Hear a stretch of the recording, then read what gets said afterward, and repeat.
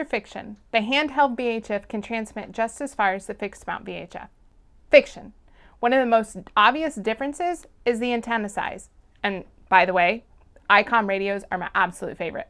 And the antenna on the handheld is, well, this big versus the antenna on the fixed mount that is this big.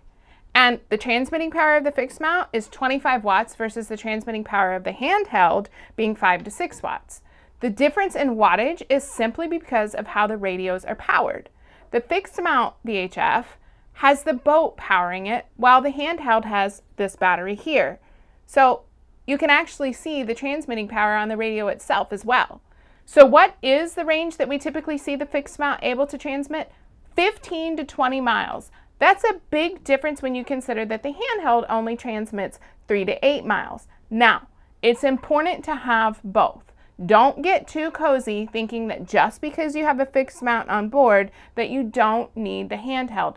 I use my handheld all of the time.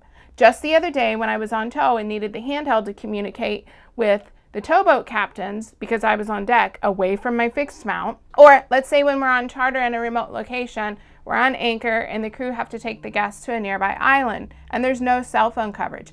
It's perfect for communicating with them when that's the case. So my point is that you need both. And while the fixed mount transmits further, you still need the handheld radio.